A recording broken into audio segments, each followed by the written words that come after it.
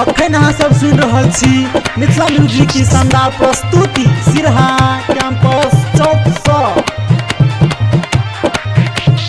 ये जींस वाली छौरी अनहरिया में मिस देवा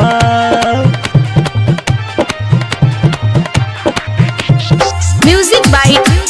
डीजे उमेश शुकीपुर बाजार। ओठ में लाली काने में बाली, ओठ में लाली काने में बाली, केस में रिबन क्लिप दबा ये जींस वाली छौरी अनहरिया में मिस दबा ये जींस वाली छौरी अनहरिया में मिस दबा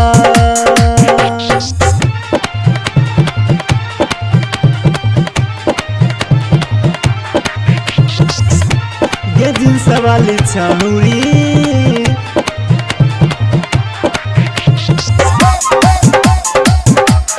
अनहरिया में मिस देवा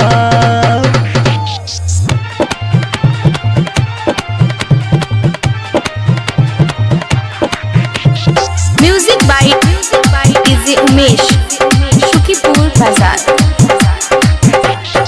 पातर छीतर छोट नहीं छे तू भगले अब जबान गे लइका जबान छोरी का तू बुढ़बो केल बही जान गे पातर छीतर छोट नहीं छे तू भगले अब जबान गे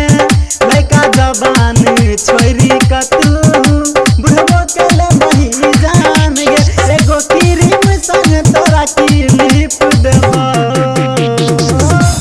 ये जींस वाली छौरी अनहरिया में मिस देबो ये जींस वाली छौरी अनहरिया में मिस देबो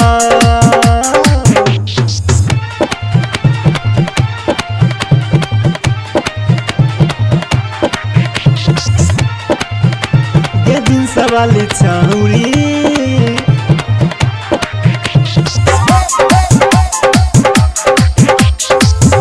अनहरिया में मिस देबा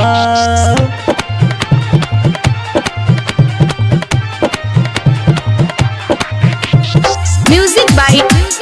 डीजे उमेश शुकीपुर बाजार। मन ललचा के छोड़ तू देले छौरी कनिए काल में जल्दी से तू हुआ न चुमा देना दुनू गाल में मन ललचा के छोड़ तू देले छौरी कनिए काल में जल्दी से तू हुआ न चुमा देना दुनू गाल में तोरा देखी कपर में 10 बेहोश भेला ये जींस वाली छौरी अनहरिया में मिस देबा ये जींस वाली छौरी अनहरिया में मिस देबा